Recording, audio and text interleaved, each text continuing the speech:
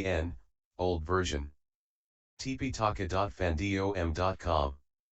1.5, Kutadanta Sutta, DN 5, Thus have I heard, the Blessed One once, when going on a tour through Magadha, with a great multitude of the brethren, with about 500 brethren, came to a Brahman village in Magadha called Kanumata. And there at Kanumata he lodged in the Ambalathika pleasaunce. Now at that time the Brahman Kutadanta was dwelling at Kanumata, a place teeming with life, with much grassland and woodland and water and corn, on a royal domain presented him by Seniya Bimbisara the king of Magadha, as a royal gift, with power over it as if he were the king. And just then a great sacrifice was being got ready on behalf of Kutadanta the Brahman. And 100 bulls, and 100 steers, and 100 heifers, and 100 goats, and 100 rams had been brought to the post for the sacrifice. Now the Brahmans and householders of Kanumata heard the news of the arrival of the Samana Gautama. And they began to leave Kanumata in companies and in bands to go to the Ambalathika pleasaunce. And just then Kutadanta the Brahman had gone apart to the upper terrace of his house for his siesta, and seeing the people thus go by, he asked his doorkeeper the reason. And the doorkeeper told him. Then Kutadanta thought, I have heard that the Samana Gautama understands about the successful performance of a sacrifice with its threefold method and its 16 accessory instruments. Now I don't know all this, and yet I want to carry out a sacrifice. It would be well for me to go to the Samana Gautama, and ask him about it. So he sent his doorkeeper to the Brahmans and householders of Kanumata, to ask them to wait till he could go with them to call upon the Blessed One. But there were at that time a number of Brahmans staying at Kanumata to take part in the great sacrifice. And when they heard this they went to Kutadanta, and persuaded him, on the same grounds as the Brahmans had laid before Sonatanda, not to go. But he answered them in the same terms as Sonatanda had used to those Brahmans. Then they were satisfied, and went with him to call upon the Blessed One. And when he was seated there Kutadanta the Brahman told the Blessed One what he had heard, and requested him to tell him about success in performing a sacrifice in its 3 modes and with its accessory articles of furniture of 16 kinds. Well then, O Brahman, give ear and listen attentively and I will speak. Very well, sir, said Kutadanta in reply, and the Blessed One spake as follows. Long ago, O Brahman, there was a king by name Wide Realm, Mahavijita, mighty, with great wealth and large property, with stores of silver and gold, of aids to enjoyment, of goods and corn, with his treasure houses and his garners full.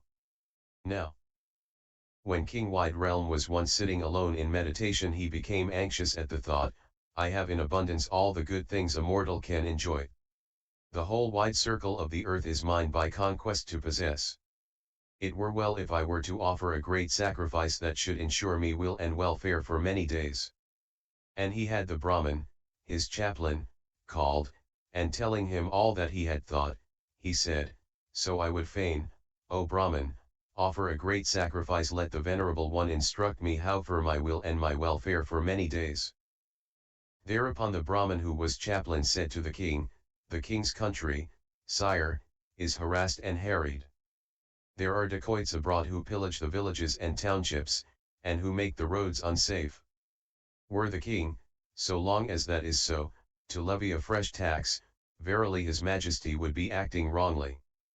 But perchance his majesty might think, I'll soon put a stop to these scoundrels' game by degradation and banishment, and fines and bonds and death. But their license cannot be satisfactorily put a stop to, so the remnant left unpunished would still go on harassing the realm. Now there is one method to adopt to put a thorough end to this disorder. Whosoever there be in the king's realm who devote themselves to keeping cattle and the farm, to them let his majesty the king give food and seed corn. Whosoever there be in the king's realm who devote themselves to trade, to them let his majesty the king give capital. Whosoever there be in the king's realm who devote themselves to government service, to them let his majesty the king give wages and food.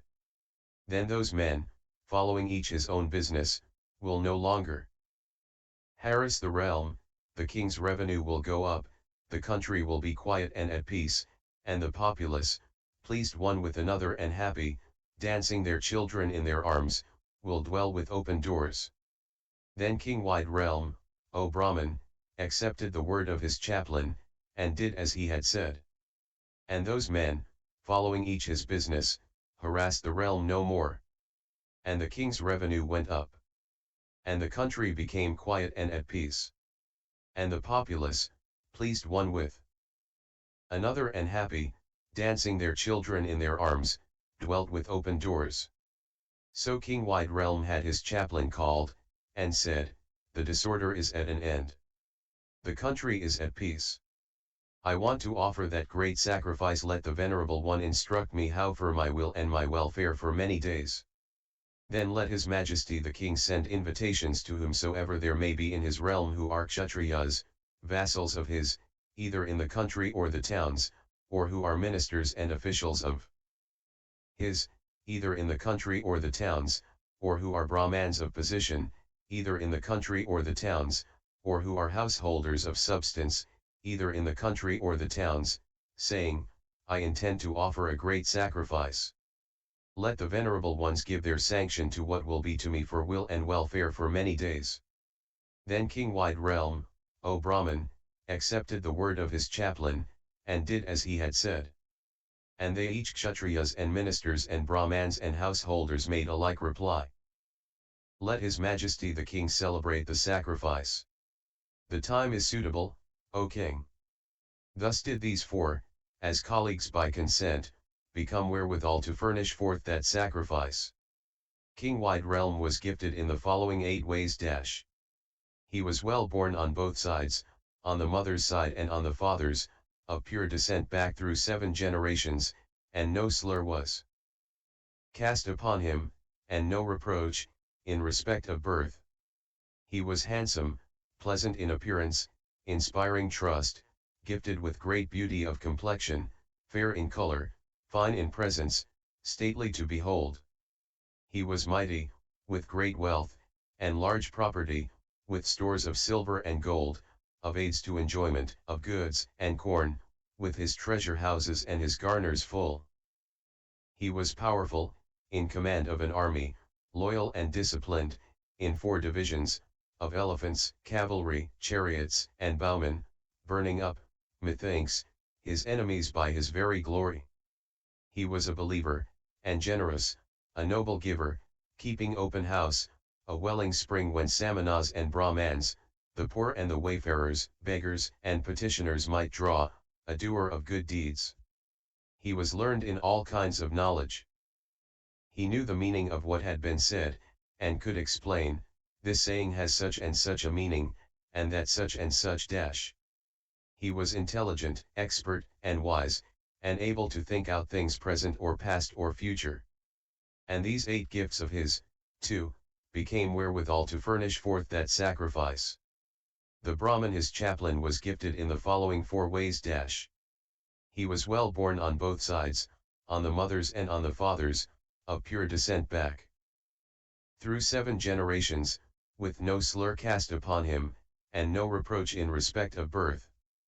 He was a student repeater who knew the mystic verses by heart, master of the 3 Vedas, with the indices, the ritual, the phonology, and the exegesis, as a 4th, and the legends as a 5th, learned in the idioms and the grammar, versed in Lokayata, nature lore, and in the 30 marks on the body of a great man. He was virtuous, established in virtue, gifted with virtue that had grown great. He was intelligent, expert, and wise, foremost, or at most the second, among those who hold out the ladle. Thus these 4 gifts of his, too, became wherewithal to furnish forth that sacrifice. And further, O Brahman, the chaplain, before the sacrifice had begun, explained to King Wide Realm the 3 modes. Should His Majesty the King, before starting on the great sacrifice, feel any such regret as, great, alas, will be the portion of my wealth used up. Herein, let not the king harbor such regret. Should His Majesty the King, whilst he is offering the great sacrifice, feel any such regret as, great, alas, will be the portion of my wealth used up herein, let not the king harbor such regret.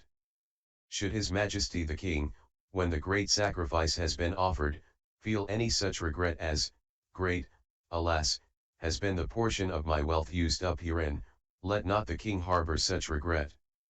Thus did the chaplain, O Brahman, before the sacrifice had begun, explain to King Wide Realm the three modes.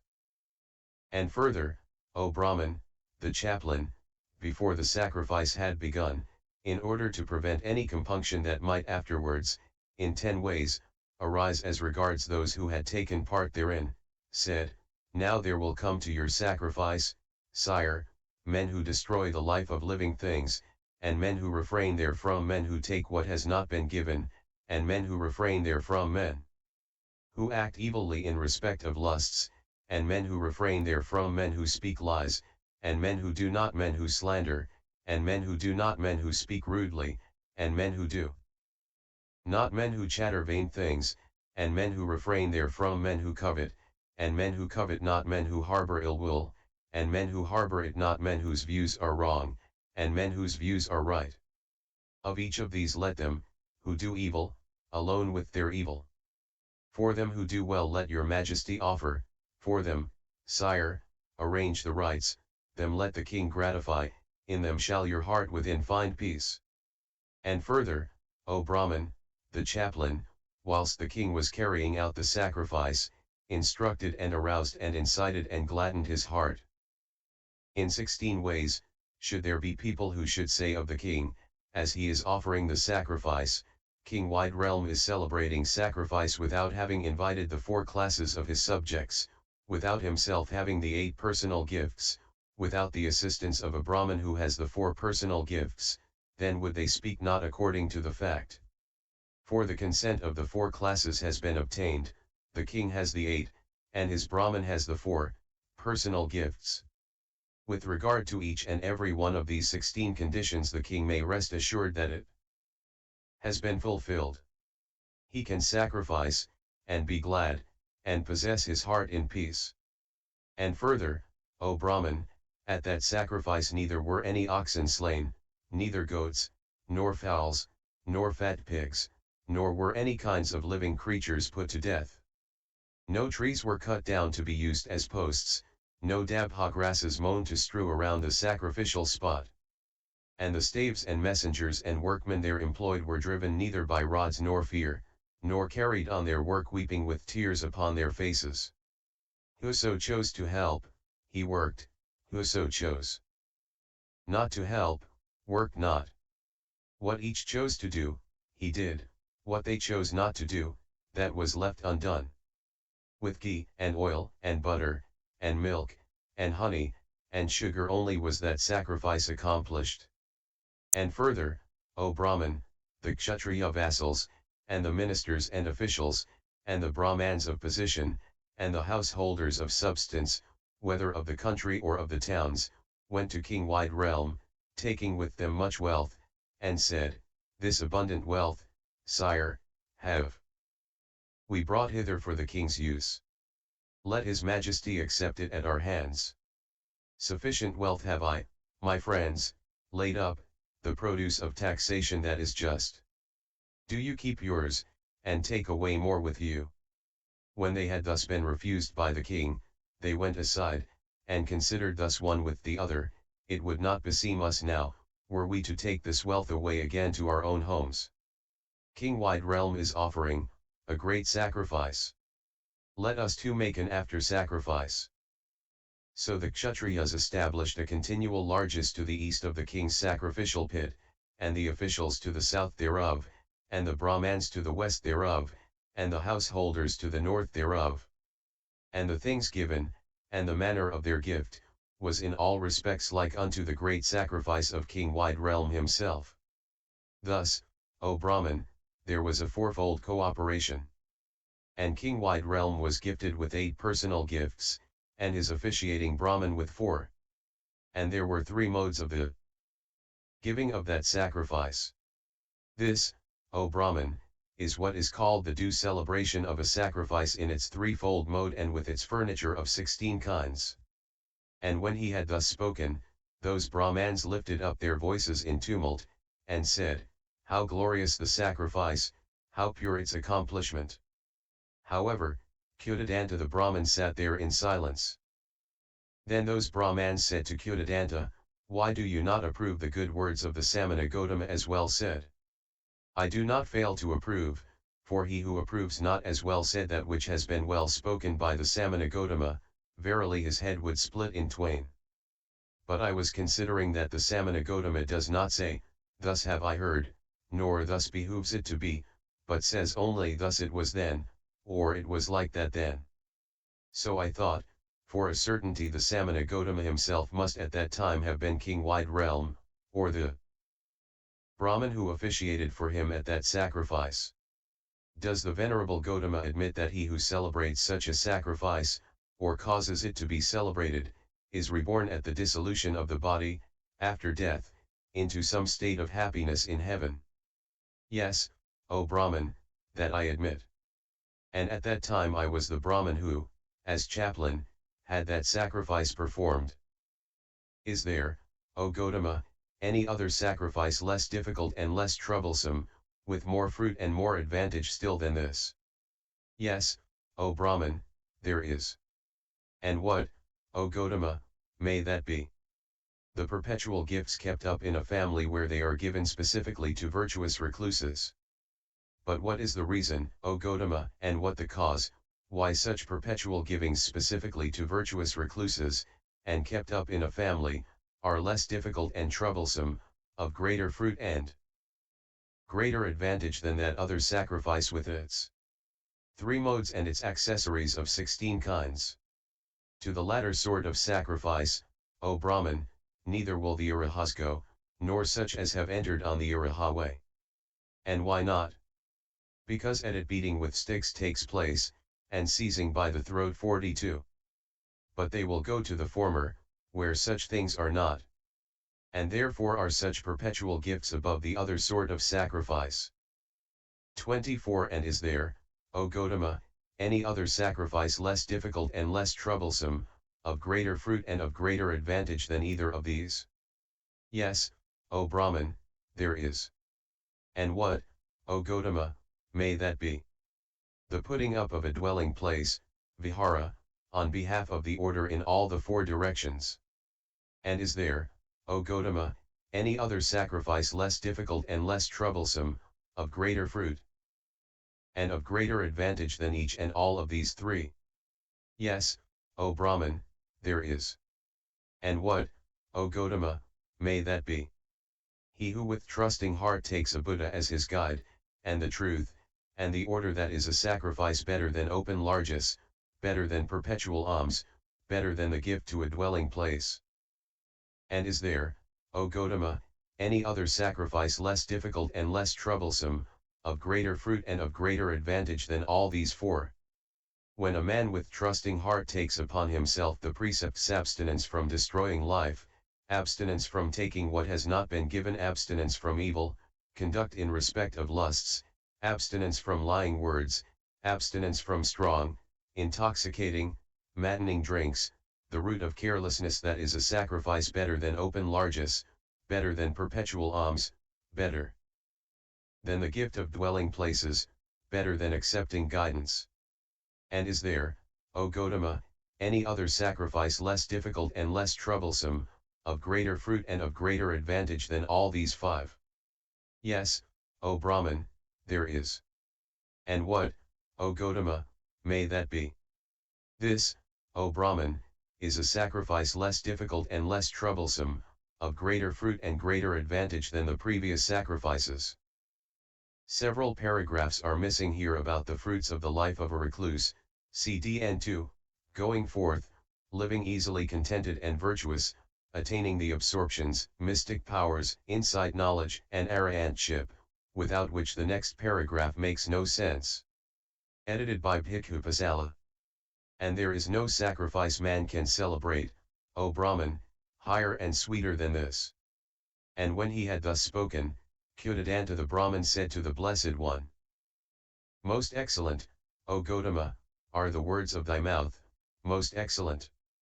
Just as if a man were to set up what has been thrown down, or were to reveal that which has been hidden away, or were to point out the right road to him who has gone astray, or were to bring a light into the darkness so that those who had eyes could see external forms. Just even so has the truth been made known to me in many a figure by the Venerable Gotama. Even I, betake myself to the Venerable Gotama as my guide, to the doctrine and the order. May the Venerable One accept me as a disciple, as one who, from this day forth, as long as life endures, has taken him as his guide. And I myself, O Gotama, will have the 700 bulls, and the 700 steers, and the 700 heifers, and the 700 goats, and the 700 rams set free. To them I grant their life. Let them eat green grass and drink fresh water, and may cool breezes waft around them. Then the Blessed One discoursed to Kutadanta the Brahman in due order, that is to say, he spake to him of generosity, of right conduct, of heaven, of the danger, the vanity, and the defilement of lusts, of the advantages of renunciation.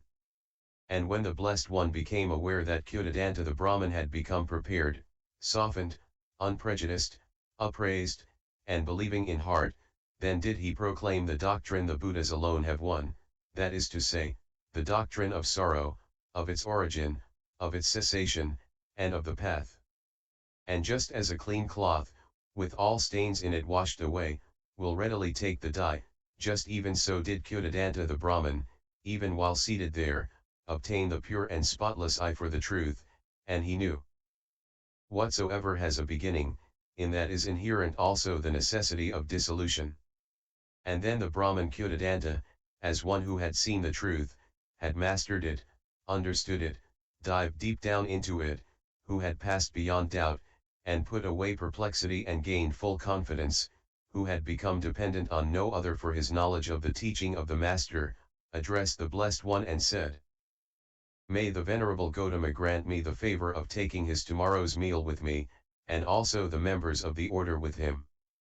And the Blessed One signified, by silence, his consent. Then the Brahman Kutadanta, seeing that the Blessed One had accepted, rose from his scat, and keeping his right towards him as he passed, he departed thence. And at daybreak he had sweet food, both hard and soft, made ready at the pit prepared for his sacrifice, and had the time announced to the Blessed One, It is time, O Gotama, and the meal is ready. And the Blessed One, who had dressed early in the morning, put on his outer robe, and taking his bowl with him, went with the brethren to Kutadanta's sacrificial pit, and sat down there on the seat prepared for him. And Kutadanta the Brahman satisfied the brethren with the Buddha at their head, with his own hand, with sweet food, both hard and soft, till they refused any more. And when the Blessed One had finished his meal, and cleansed the bowl and his hands, Kutadanta the Brahman took a low seat and seated himself beside him. And when he was thus seated, the Blessed One instructed and aroused and incited and gladdened Kutadanta the Brahman with religious discourse, and then arose from his seat and departed thence. NDN 005 https://tp